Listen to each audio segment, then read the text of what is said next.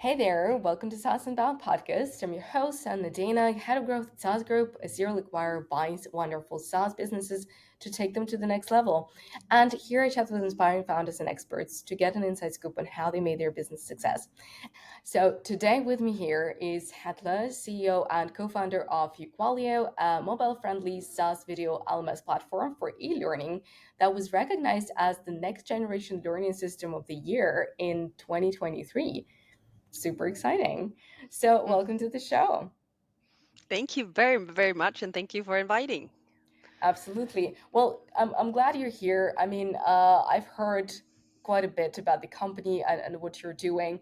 So, for the audience that maybe wouldn't know about you, maybe you could run a little bit into your background and the inspiration behind the company. It's very relatively simple. We're these people that has been a little bit privileged. My great grandfather and my grandfather was a entrepreneurs, and we've actually sold the family company. So when we had to look into what to do, uh, we when there are many things that you can work with, but about now 12, 13 years ago, I was at a conference in the Middle East with the Family Business Network, and we were discussing how people as family business owners could help solve some of the problems of the world. And there was this Argentinian rancher who just looked at us, and we were like, the biggest problem to solve is education." And and then by queer coincidence, it turned out that my husband's old colleague had this idea that if you used video for learning, you could bypass part of the complicated or the very complicated parts of making e-learning. So we jumped on it and thought that's the best idea ever. So now we sit here in Denmark, help solving problems in more or less all over the world. That's wonderful. Very, very inspiring. So, yeah, I guess you're working now with a ton of companies and with government agencies, as far as I understand. So, what is the I guess yeah, the general problem that you're solving is the education, but what is the problem that you're solving for the companies that you're working with? Well, the thing is, a lot of us needs to communicate.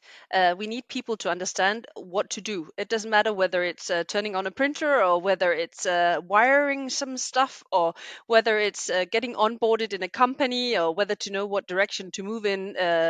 Each quarter when the CEO has a key message. So the thing is, what we do is we offer a video platform, and if you can record it, then of course you can just upload it to your website, or you can send it out. But what we're trying to do is actually make a white label platform where you collect the videos so people can go back and see them again, because we all know that this memory, it seems so apparent when you learn something, but you need it repeated, and in order to repeat it you need to see, you need access to it again. So what we do is we mimic YouTube, small bite-sized videos on a white label platform where you don't get commercials, and your data is not sold to other things. But then you can collect the videos, whether it's for customers or for your employees or whoever it is for, and then then we just make it easy to do. Because and then of course you get a micro credential at the end, so you can add interactive quizzes, so you can verify that people actually saw the video and understood the content. Super super simple. It sounds very complicated, but it's not. So if you can record the PowerPoint presentation you want to show people, then you bite size it in small bites. You add quiz questions to verify the key learnings of every PowerPoint page, and then hey, you're good to go. The micro learning badge is designed, so it means that you can document that people saw the video and understood the key learnings. Right. So if we go into the path, like we're building a HubSpot of this and a Shopify of that, this is kind of Coursera or Udemy for companies.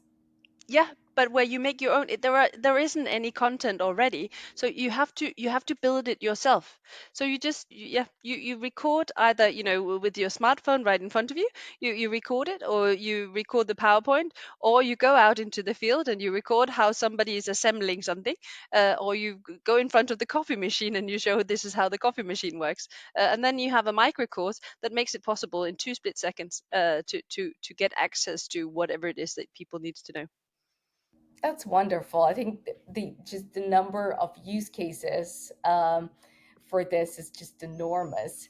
And that said, how did you determine your ideal customer? Because, well, it seems like, yeah, already you mentioned a few use cases where this could be um, dealt with in a factory, on a farm, I don't know, at a school, wherever you want. So, who is your ideal customer, and how do you decide who to say no to?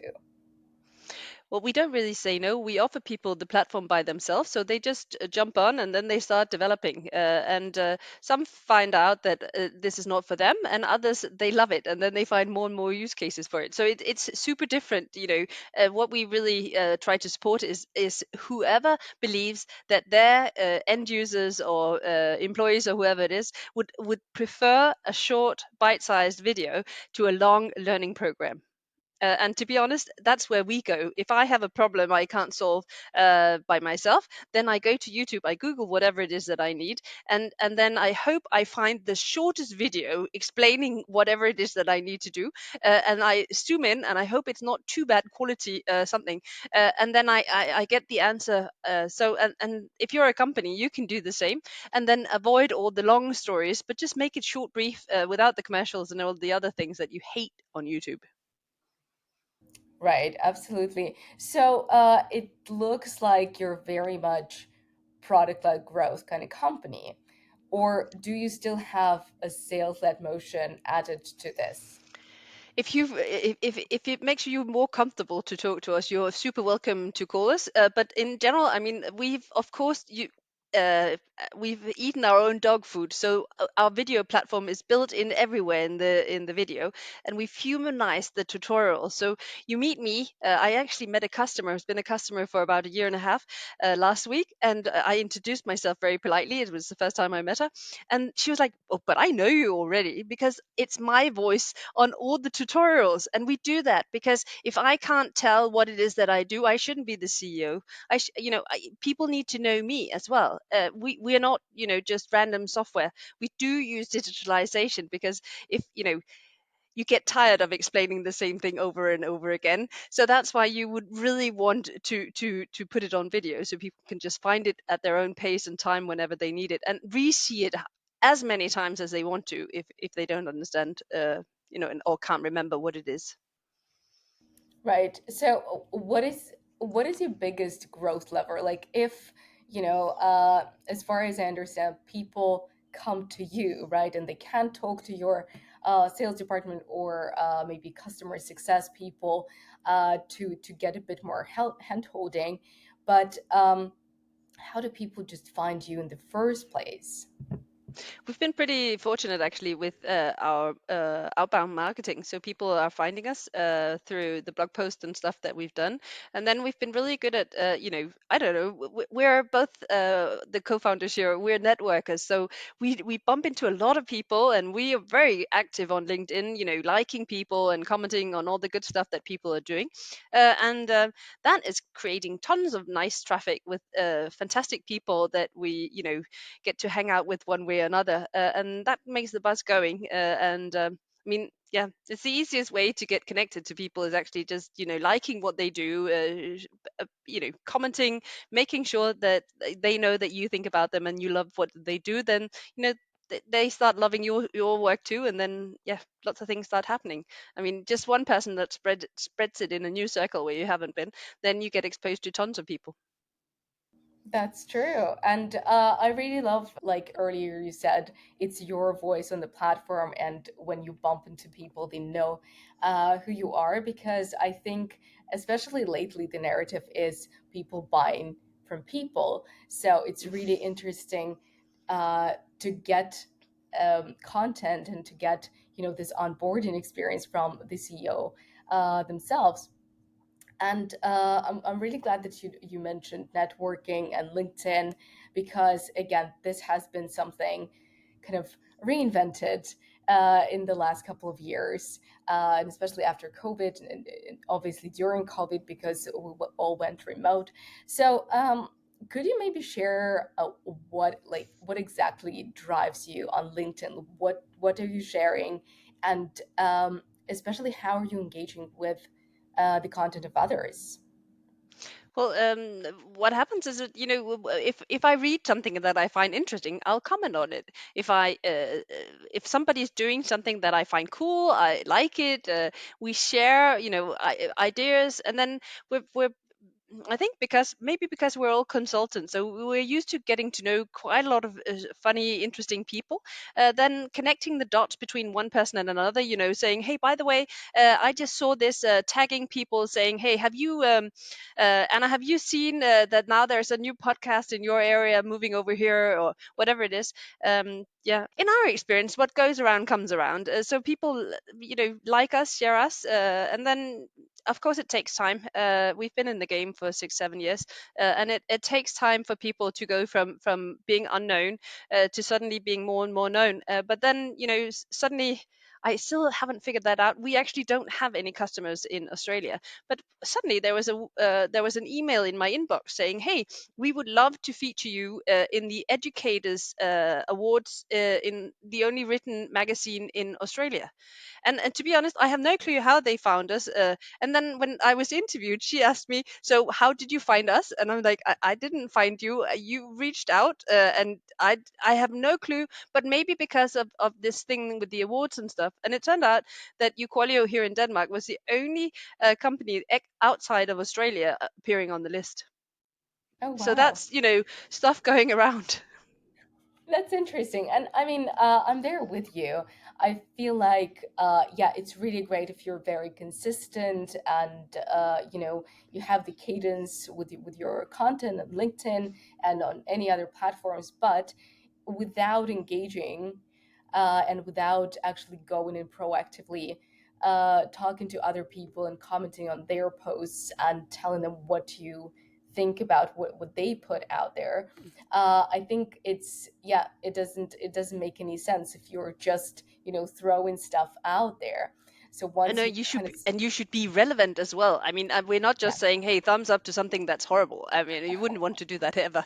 But there are tons of people out there doing really, really nice stuff, and so commenting on that and following up with them, and then you end up linking up when you've done that a couple of times. If it's the same people, then suddenly you're in the same network, and then yeah.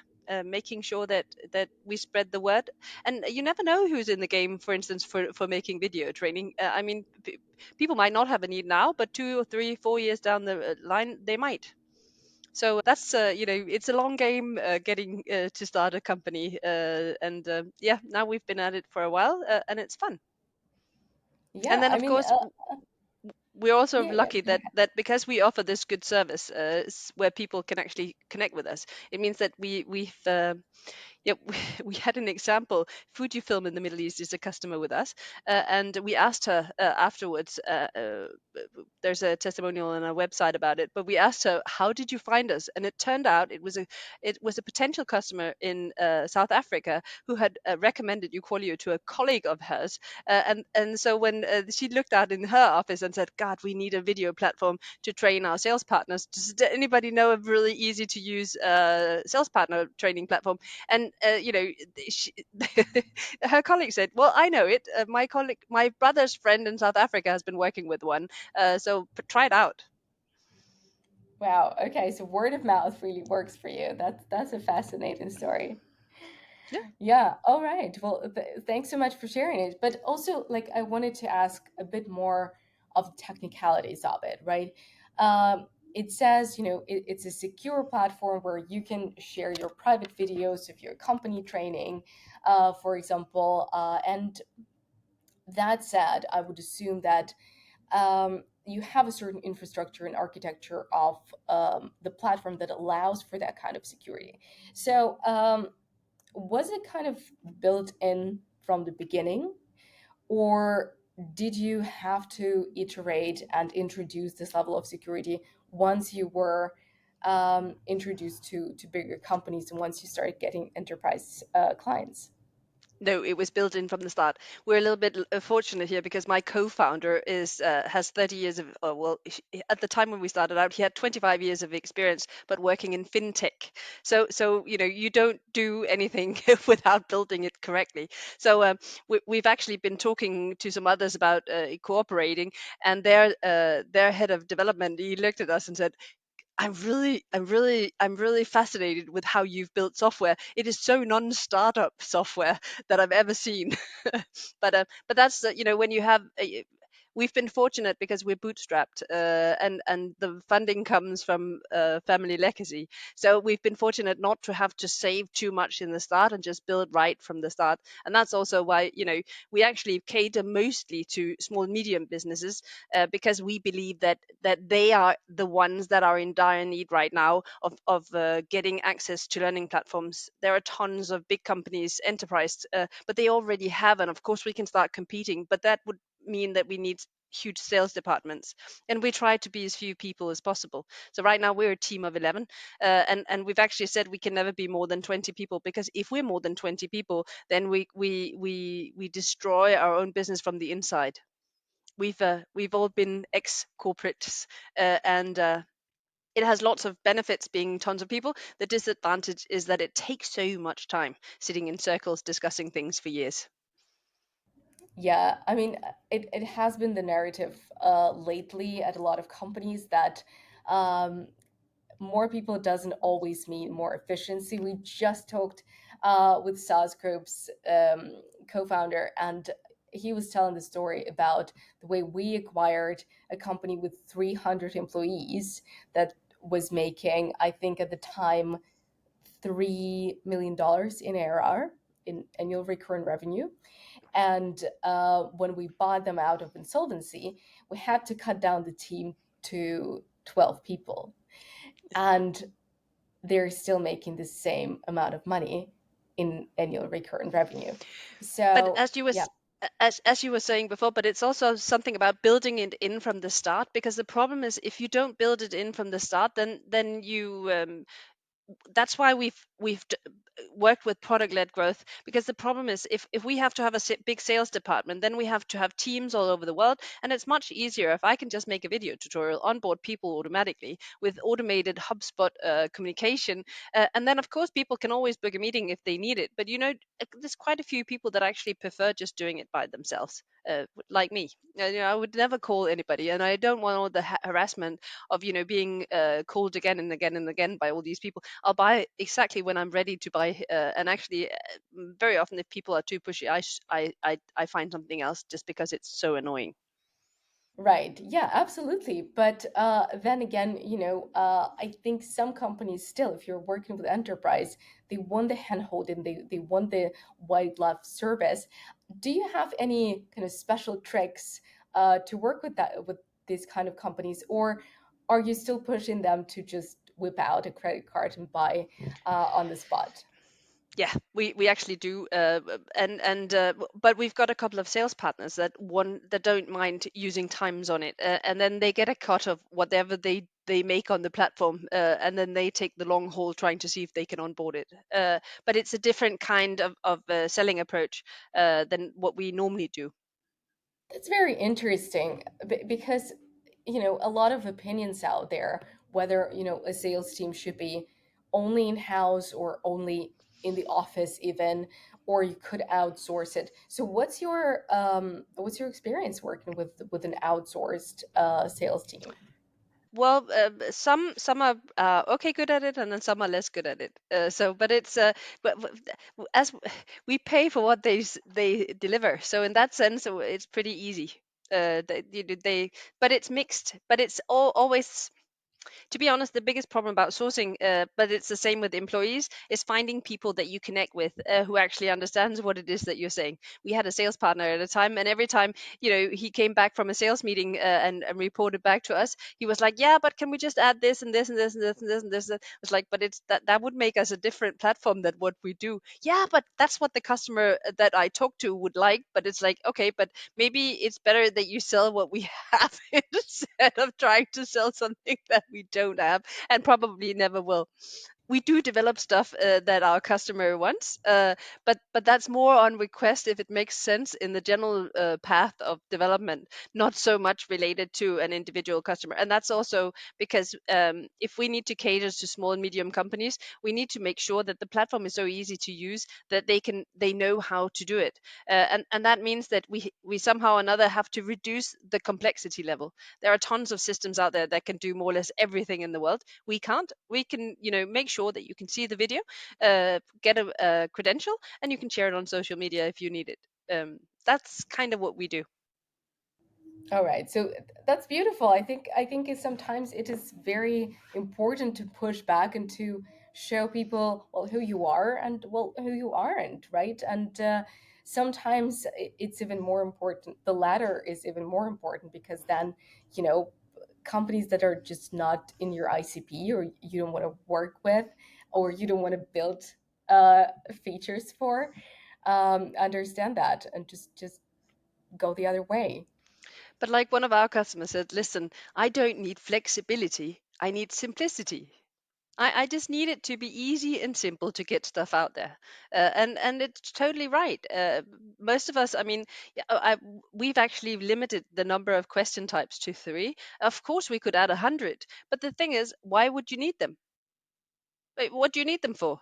Do you need to verify what we've added quiz questions to make the video interactive? And the reason why we do that is because actually, from a psychological perspective, when you see a video, if you then all new information is entered into the work memory, and in order to get it layered in the short term memory, you need some kind of a hook or something else. So by adding quiz questions to the content of the video, it means that you have to recall the information that you just saw in the video. It's super super simple, and when you do that, it actually moves from the work memory into the short term memory.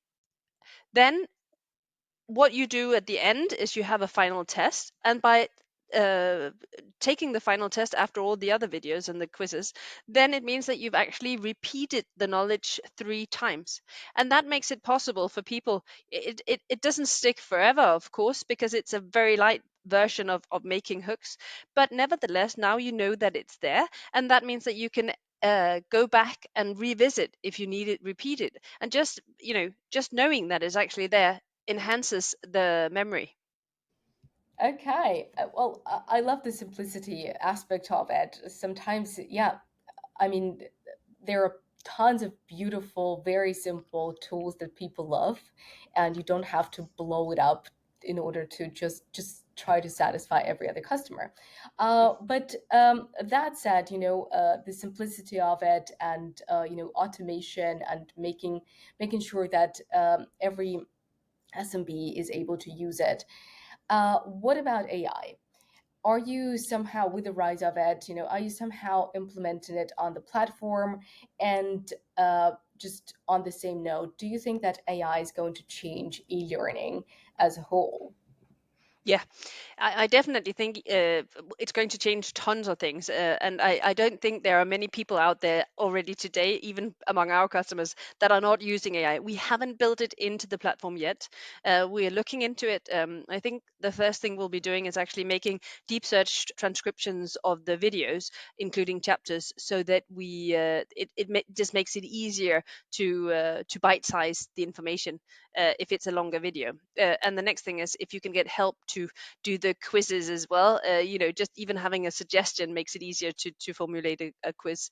But we've been hesitant right now in order to do it because the thing is, it often also invent stuff, and how you don't want it to invent stuff. And then if you have a customer that is not, looking into the quality of the questions, then suddenly you risk that it's something that's wrong. So we need to somehow or another make sure that the quality of the systems are good enough before we add them.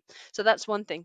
And then from the video perspective, well, of course, it would be super nice that we had a better video editor in our platform. But honestly, there are so many totally awesome companies out there that are working on different ways of doing AI with video.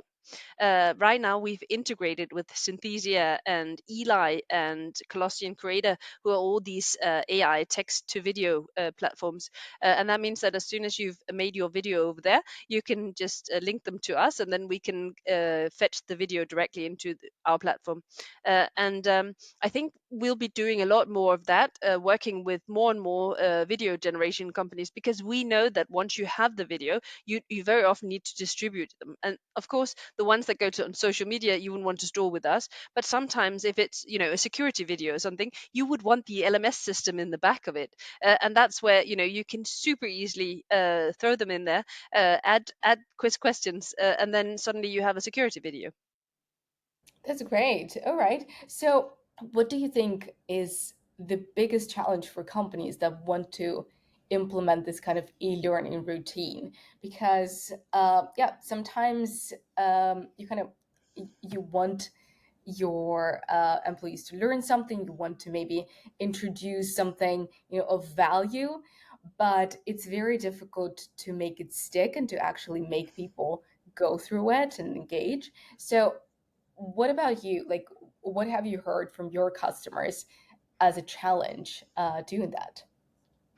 The best advice one of our customers has given us is the and that's what we say to everybody else now, is if you've repeated something for the second time, then he started doing videos of it. He uses our platform as a sales partner internet, where he monitors the sales partner's performance up against how many videos are they seeing. So he's in total control of their performance up against, how much training, how much do they actually know about each of the products that they're supposed to sell.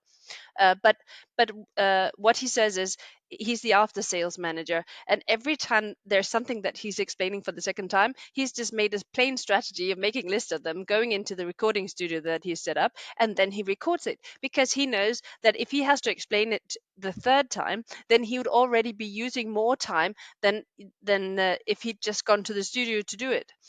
And so getting this, yeah, getting into this habit of just recording every single time you find something that you're tired of repeating, because that means that now every time he gets the same question, he can just send a link to the course or to the individual video saying, okay, so please, you just find whatever it is that you need here.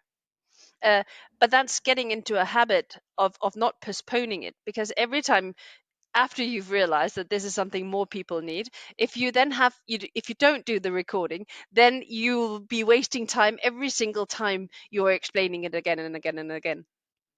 Right. So it's just the fact that you have to make it happen and store it on the platform to save yourself time. So basically, what problem you're solving for your customers is saving them time. Yeah. One of the yeah, but among others, one of our customers, she has fleet management software, and for freight carriers.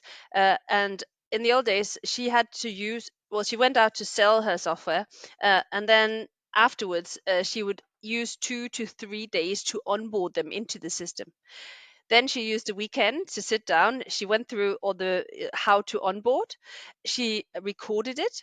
Then she sent it to her customer success manager and said, "Can you please do this in a nicer way than what I did?" She used a little week on it, and now every time she onboards a new customer, she's saying 3 full days, including the travel, because now she just sends them the link to the platform along with the video tutorials.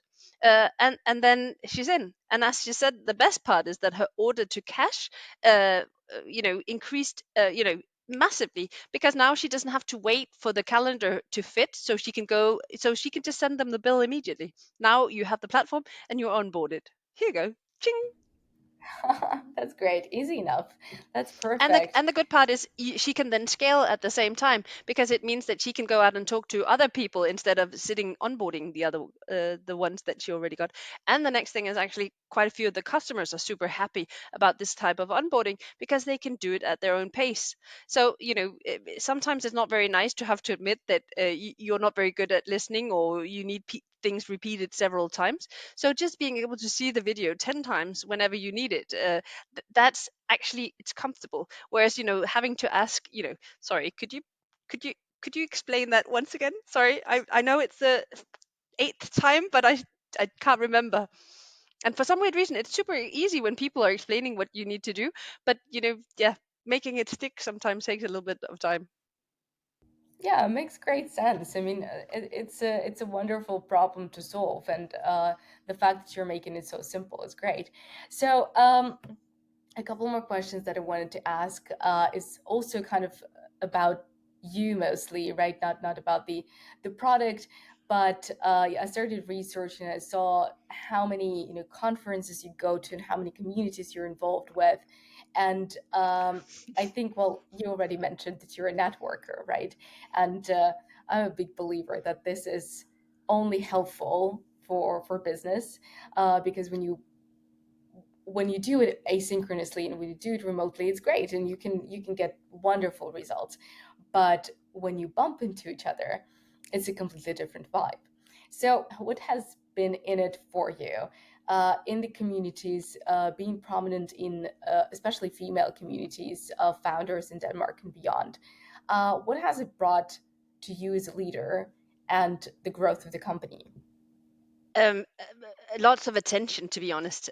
We are so few female tech founders out there, it's incredible, and we're even fewer CEOs. That somehow or another, the females always ends up being the COO or the HR or something like that. I have no clue why.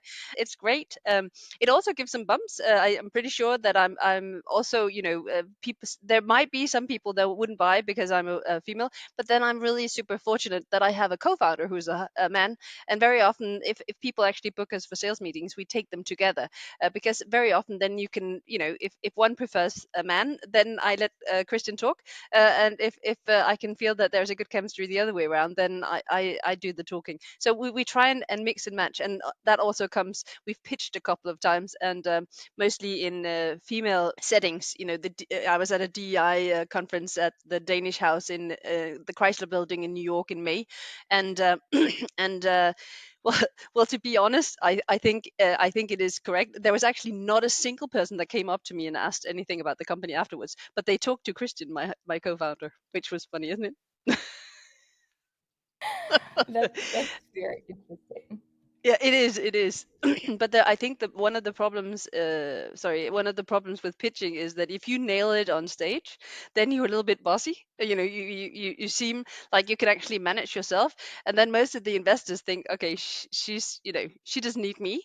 And the problem is, if you're not very good at it, well, people look at you and think, okay, you don't need people anyhow, so there's nothing to do. So you kind of lose no matter what you do, as a female pitcher. So I'll send Christian up there if we ever need money. But to be honest, the network gives quite a lot. it, there are From my perspective, there are just tons of women that prefers being at home, and that's super great. There are tons of men that prefers being at home, that's also great. And I mean, I think people should do what they do really well. I would torture the hell out of my family if I was at home, because my energy levels are pretty high. So that would be, it's a good thing that I have other things to do. um, but I think it depends on who you are and what you do. I find it fun to fight for things, and I honestly believe that, as the SDG number four for quality education, that is the most one of the most important things. I mean, if we need to, you know, it says something similar to that you need quality education to reduce poverty, to increase income, to prevent inequality and injustice. It leads to better health. It drives sustainable growth, and that's what we need to protect the planet. So all of the stuff that we need actually comes from knowledge. And so we need to share this knowledge, and we need to make it accessible. And right now, well, you have YouTube for sharing videos, that makes it easy for people to understand, but it has this, you know, some of us are not too happy about the American culture behind the ad stuff and the commercials, and the non-data privacy of Google and stuff. So maybe, somewhere, having your own private platform is nicer. That's at least what we sell. But trying to solve some Okay. of the some of the problems in the world through education, that's what we believe in. All right. I love the energy, kind of like the vibe you're giving about this whole like Kevin, your co-founder, because I've heard this story multiple times, and honestly, some well, a lot of female founders are not happy about it, right? It's not very nice to be taken as an addition to your co-founder, not even on the same level, because well, if somebody's talking about technical stuff, it is mostly a male co-founder that they approach. And I had a very funny um, situation when I was at a conference with two co-founders, and um, one of the persons that we were talking to turned to a male co-founder talking about the technical stuff, and he was like, wait, whoa, whoa, I have nothing to do with it. I am non-technical, like zero. She is doing everything. And I think the female co-founder, she was so proud of herself. It was such a funny situation. But yeah, the I guess the bias is definitely there. But I also think that it's difficult to find role models in this space. Um, I try to find my own path. I do things the way I do it because it's right. And here in Scandinavia, we have this character called Pippi, Pippi Longstockings. I don't know if you know her, but Oh, Pippi that's is one the of my favorites. Okay, but PB is the most fantastic, and she has so many great quotes. But one of the things she says is this: if you have special abilities and are super strong, then you need to be especially nice to people. So I think what we try to do is bring around what we like to see in others. Okay. All right. Well, I'm really happy that you didn't have a negative experience about that. So let's maybe come back a little bit to the way you grew the company. And there was one thing that I started thinking about it because well, you told me about the companies using the product, and then how many people would watch the videos on the platform. So how did you go about the pricing? Because this is also kind of a pressing issues for a lot of founders. How do you price your product? You price it too high, and you scare away people. You price it too low, and you kind of you may end up in this pool of cheap products where there is maybe not enough trust, and it's a bit difficult to then move on up market.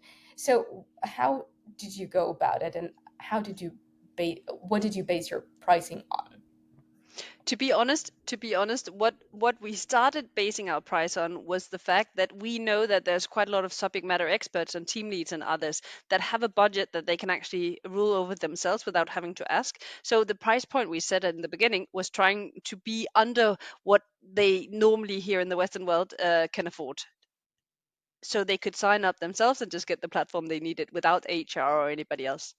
Uh, but then we had these boxes where standard boxes where you go in, and then you for $100 you can use XX number of users. Then we had some customers who were like, yeah, but you go from 200 to 400 users. I only have 250 users, so I think that I'm paying too much to go to the 400. Um, and then we went over and said, okay, so now we'll make a totally flexible pricing model where you can turn on just exactly what you need.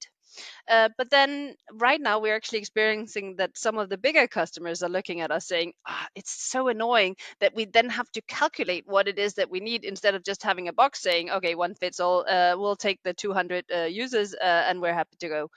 So right now we're actually looking into our pricing model again to see if whether we should actually allow, if people want the flexible pricing, they can do so, but at the same time actually make some boxes where people get some kind of a fixed amount of stuff included.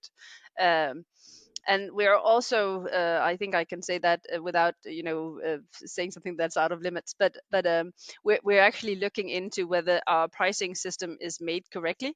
We do encourage people to spread as much learning as possible. So we, for instance, had a customer in the US. They do intelligent traffic lights, and they actually thought that they were wanted that they should have a private platform where they invited everybody in. But because of the way we've built our pricing, they actually ended up doing it publicly, and that means that today anyone can go in and learn how their traffic light works, and that has generated traffic for them and interest. And at the same time, the thing is that it makes it possible to share the idea that you can actually do this. Somehow or another, they're actually getting more out of what we're doing. It's the whole idea is, if you have an idea that you can spread, if I can then see it, maybe I can get inspiration to something I didn't think about already. So even though this is in an area for intelligent traffic light, then maybe the solar wiring system was something you can use that technique for something else, which means that suddenly we're spreading ideas all over the world instead of keeping it for the very few. uh, but what we're realizing is that as people have to pay for the user, for a private user with us, then we're actually we've built in a concern that we're training too many people because they cost stuff. So we're actually looking into whether we can find another cost driver, so that it's not the user, the invitation that costs you anything, but it's something else. Okay, that's interesting. So yeah, pricing is Because always it's challenging. against the whole idea that we want to spread knowledge, and then suddenly Right. people are thinking about, okay, does she need, no, Anna doesn't need that information, we'll just share it to these two over here, because then we save $2. You see, the whole idea is wrong, right? Because you'd want them to Yes. share as much knowledge as possible. Right. Yeah, that makes sense. Of course. I mean, that's a very interesting challenge to solve. All right. So But I we have haven't just found the cost driver yet, though.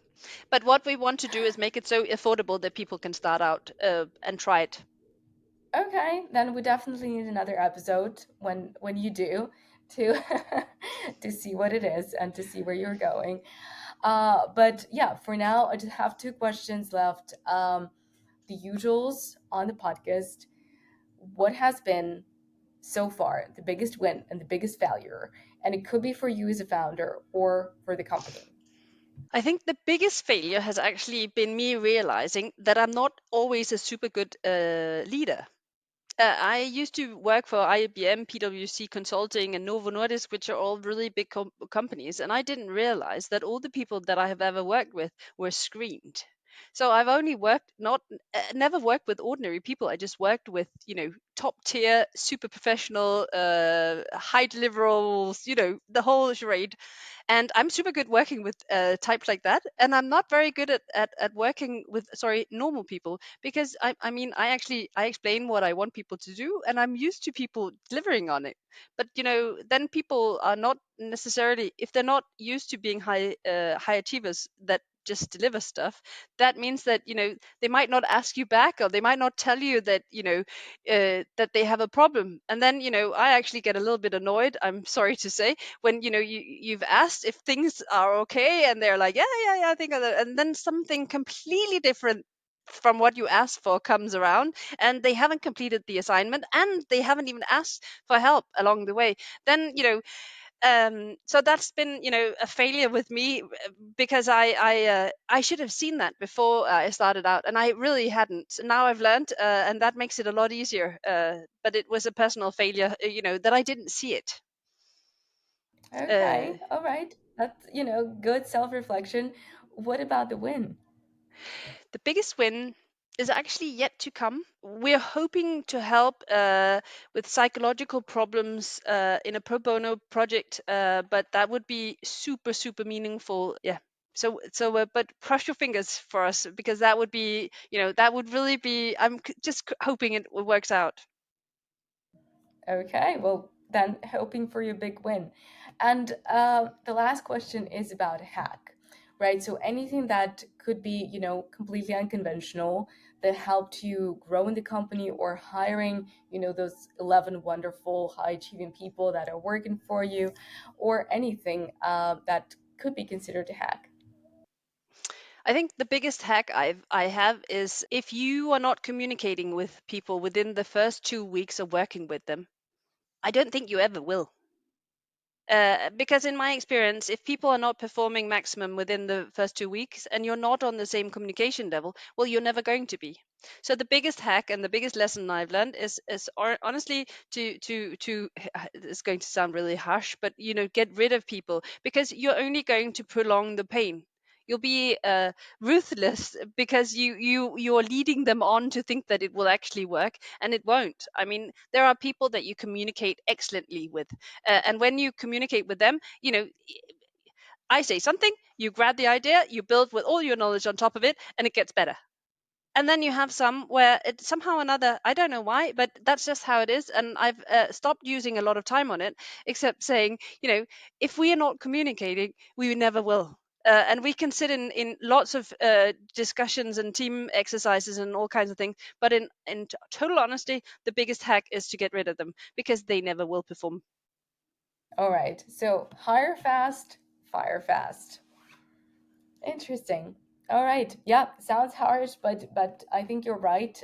The more that you drag it, the more painful it will be, and It gets probably more the less painful, and effective. the thing is also that it costs a lot of money, and you're wasting time trying to solve something that is not solvable. Because the problem is, if people don't get what it is that you're doing, or where you're going, then if in the first 2 weeks they're at the most willing to try and get to know what it is that you're doing, and of course there can be errors. This is not what we're talking about, but sometimes you meet somebody and you realize after 2 weeks that they're not getting it, even though it seems like the most obvious thing in the world. They're not, and I some in our experience, we never get to the point where they actually, and we tried it several times, unfortunately, where yeah, 8 months down the road we must look at each other and say, I'm sorry, this is a waste of time for you and for me, because it's not going to work. Right. I think it's a good hack. As harsh as it may sound, I think it's a good hack. So thanks for sharing it, and thanks for sharing the story. I think, like I said before, it's a beautiful problem to solve, and I love that you're striving for simplicity and you put yourself out there as a very kind of unique solution that stays, within its roadmap and within its vision. So yeah, thanks for sharing the story, and I'm happy to do it again sometime. Yeah, you always we always like to talk about, both what we self do, but also, because when you ask good questions, then you tickle the brain, and then you have to, think about what it is that we are actually doing and what it is that makes sense, and that's also a learning for us, so that's super nice. All right. Well, thank you so much for feedback, and take care.